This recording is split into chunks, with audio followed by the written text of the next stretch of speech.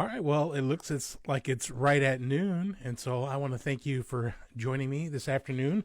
It's noon here in Indianapolis, and so I want to thank you for taking a few minutes of your day. Thanks to many of you who watched last week and watched our video and got a lot of good feedback from that. And many of you took time to post a welcome and a greeting, and some of you even had a question or two. But I really had a good time. But if you notice today, I had a little sign up there that said "Welcome into Tears to Wells," and that's what I'm going to call this little broadcast that I do.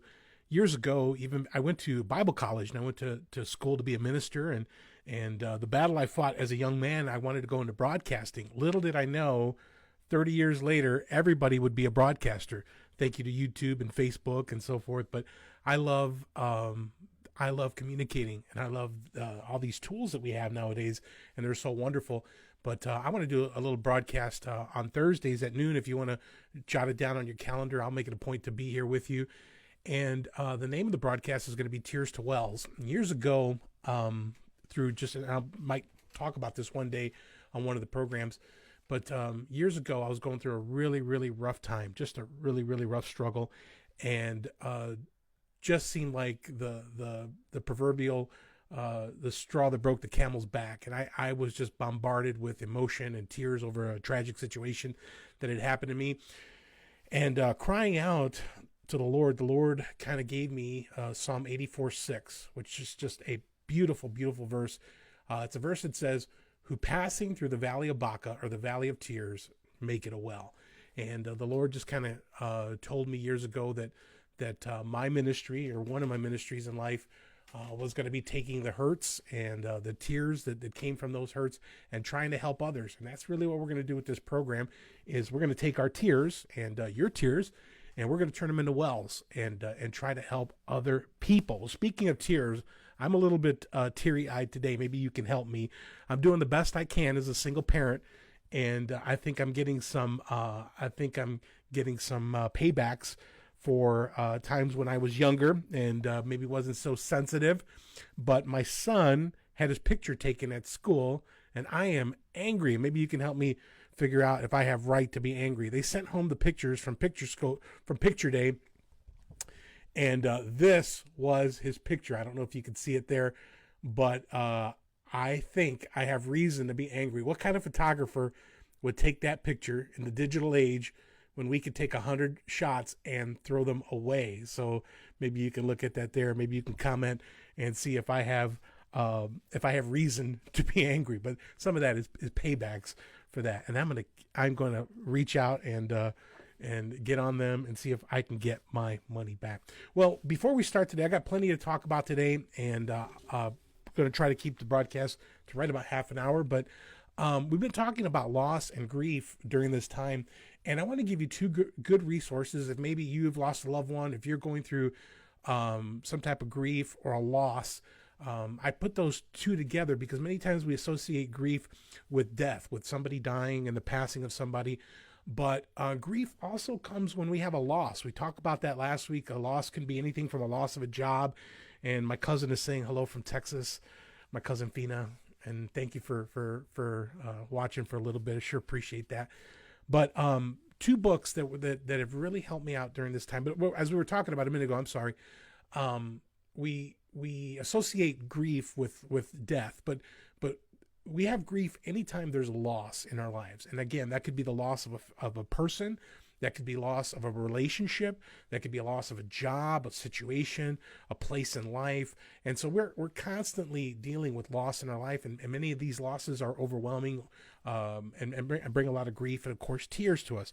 But two resources that were given to me, if you know somebody who's struggling right now, maybe who's lost a loved one. But this one was given to me. It's called Reflections of a Grieving Spouse. Reflections of a Grieving Spouse, and that's by H. Norman Wright. And this book is one of the most fabulous resources. I'm so glad that somebody took the risk and sent that to me. And reading that, this guy, H. Norman Wright, is a Bible counselor, and he has talked about grief for years, not knowing that one day that would come knocking on his door. And he lost his wife, and being a writer, being a journalist, the very first thing that he could think to do was get out some paper and pen and start writing and documenting his journey. And I'm so glad he did. And so again, if you're struggling with that, that is a good resource. If you have lost someone or you know somebody who's lost someone, that is a great resource. Also, another resource before we get into the material for today is a program that I was made aware of kind of on Facebook here. A young lady who lost her husband a few months before I lost my wife went into a program called Grief Share, and this is the actual booklet from Grief Share. It's a whole program, and it's a national program that you can get into, but they're nationwide. But I got into that program, Grief Share, and it really was a big help to me. And we'll talk a little bit more in the broadcast about the power of community, and that's one of the things that Grief Share offers. But another thing is just some fabulous material. And if you're going through the grieving process and kind of stuck, I would encourage you to find a Grief Share group and that material. Well, today I want to talk to you about a couple of things that I found during the grief process that really I was surprised about, and maybe they'll help you if you're going through this, or maybe it'll help you understand somebody who's going through it right now. But one of the things that happened to me almost immediately, almost within days of Karen's passing, is I was blindsided by anger. There's several books and several resources. You can even Google things called like the stages of grief. The first one is like shock, and I immediately I can relate to that, because for the first maybe 24 to 48 hours after Karen passed away, it really was just shock. I just couldn't believe this was happening. Couldn't believe this was happening to me, our family. It was very surreal, And again, if you're going through the grieving process, I don't want you to think that these stages are just kind of monolithic. They just kind of run right together. I mean, sometimes you can bounce back and forth in them, and some people don't even believe in the stages, but I know that your body kind of naturally takes over. But one of the things that happens when you go through grief is your body kind of just naturally responds if you let it. If you let your body respond and give in to the grief, which I think you should. I really think that you do yourself a disservice, you do others a disservice if you try to shortchange the grief process. And again, we talked about this last week. Everybody grieves differently. Some of you might say, I didn't feel any tears. I didn't have any tears. Okay, that may be you and your persona, but I'm saying give in to the grief. But one of the things that happened to me right away is I was blindsided by anger. This anger came out of nowhere. My walk with the Lord, I believe, was vibrant. I was in God's word, depending on him for help through the situation. I was with Karen and obviously was with her at her passing, but almost within 48 hours of her passing, I was overcome with anger. And one of the things I found out going through this process is that's very common. Anger is a very common response to grief and loss in our life. And so it's one of the things that you need to be aware of, that anger is part of the process. And quite frankly, it's okay. It's okay to be angry. I was angry at everybody. I was angry at the situation. I was angry at myself. I was angry at family. I was angry at friends. I was just angry. And I understood after going through some of the grief work that that's just part of the process. And maybe that's where you find yourself today. You're angry at people. You can't, seems like you can't shake it. I want to say just a few things about that. About anger and grief. The first thing I want to say is, while you're going and dealing with this anger, because it will go away, it's part of grief, it will go away. The two things you want to make sure of is, first of all, that you don't charge God foolishly. That's what Job said. It was said of Job that all of these trials and tribulations came to Job, but he did two things. He sinned not, neither did he charge God foolishly. And that means to say foolish things to God. I have a little 5-year-old here at the house, Landon, and quite frankly, as a parent, you have to make decisions that your kids get upset about and they get angry about. And I'm a big enough parent to let Landon pout sometimes and let him get angry. But there are times when his anger crosses the line. I've got to say, hey, now, we're not going to say that. We're not going to do that. And I think that's the way God is with us. It's okay to be angry. It's okay to take our anger to the Lord about the situation, our helplessness. How are we going to pay the bills? How am I going to go forward without this person? What's my life going to look like? And upset that the life that we had charted, because we all have a script, we all have a script that we write out, and our script was interrupted. And it's okay to be angry that life was disrupted. But I just recommend to you that you do what the Bible says, and that's sin not, and neither charge God foolishly. Or I'm sorry, don't charge God foolishly. The second thing about anger is don't complicate things.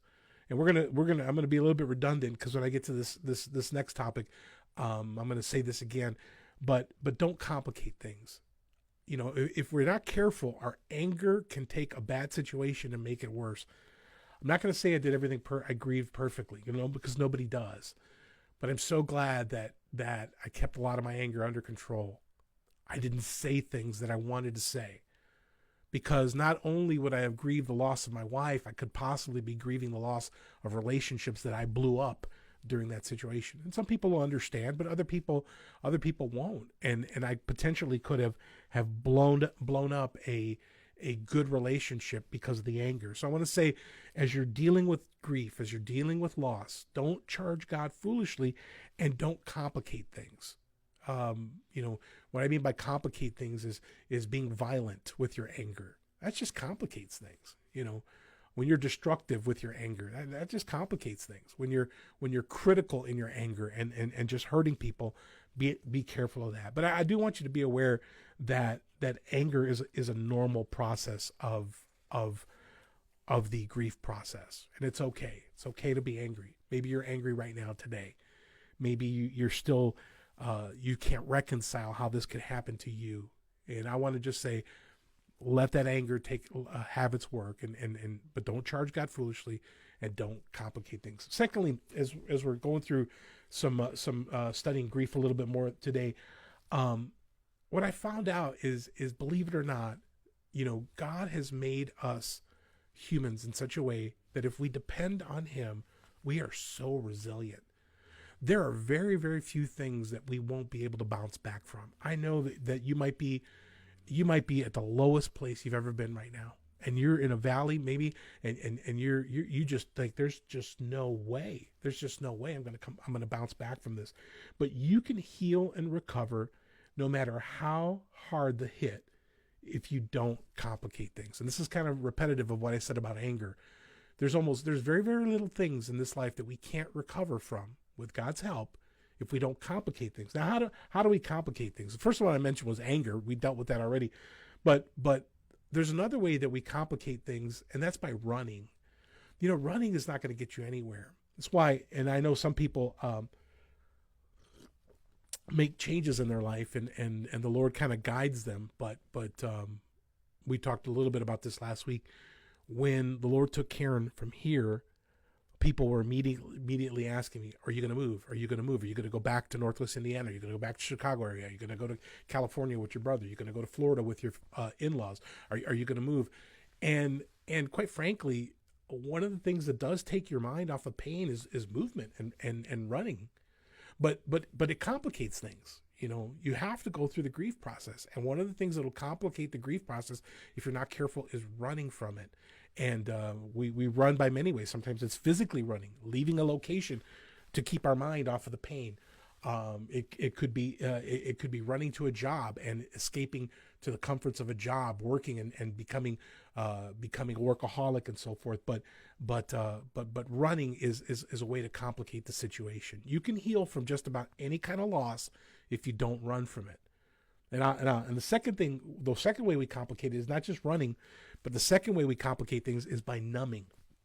And I don't know where I heard this, but it helped me out so much years ago. I heard this thought: you can't heal if you don't feel.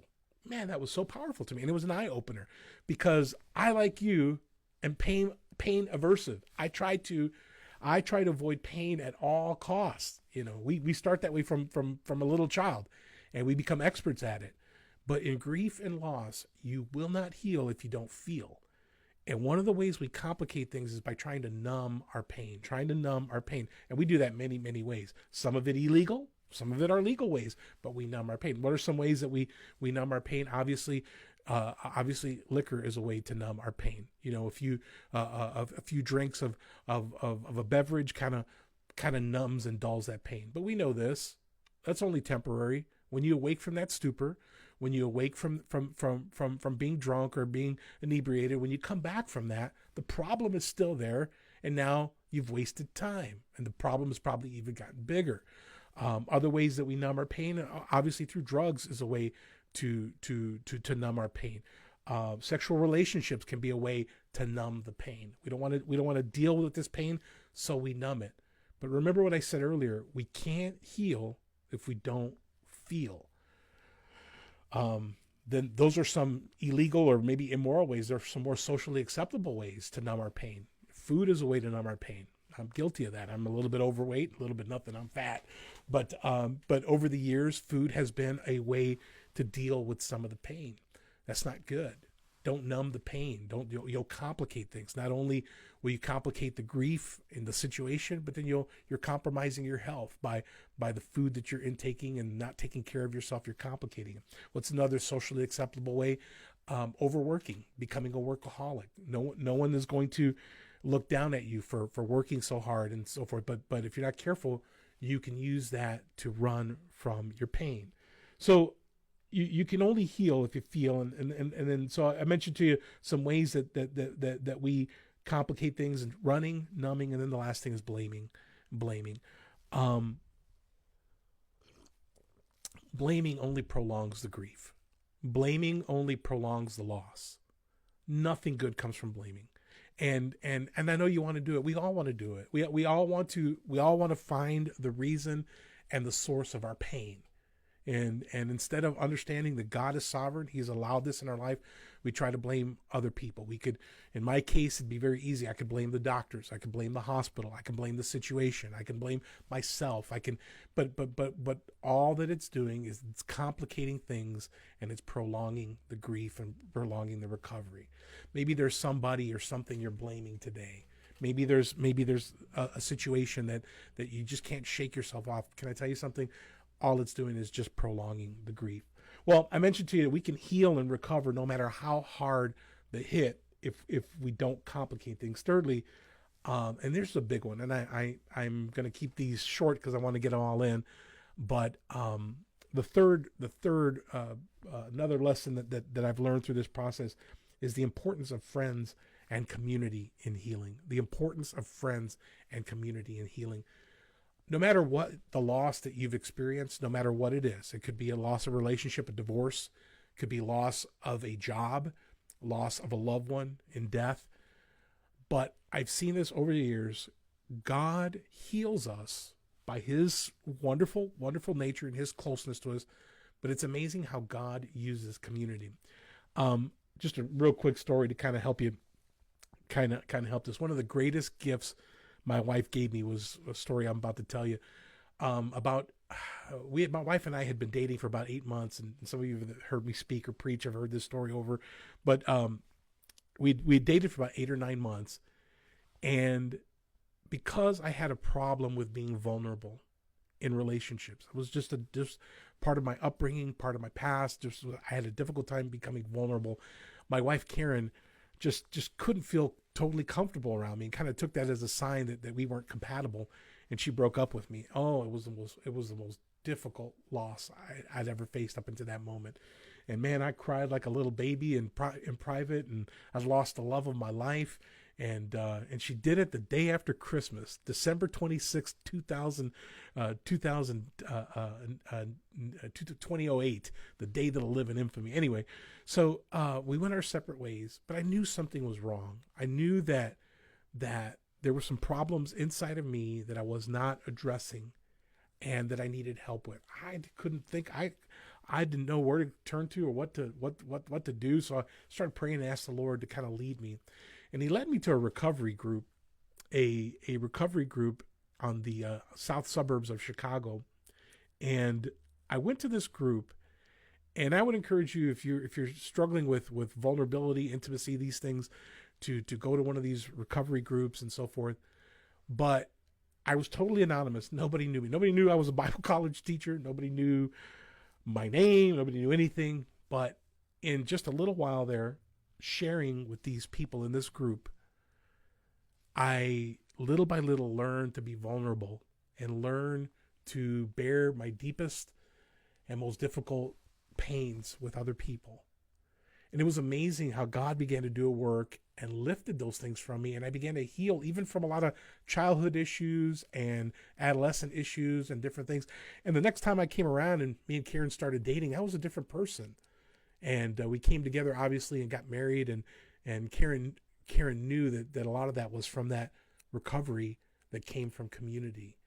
Can I tell you one of the best things that'll happen to you if you want to recover from any kind of loss or grief is to do it in community among friends.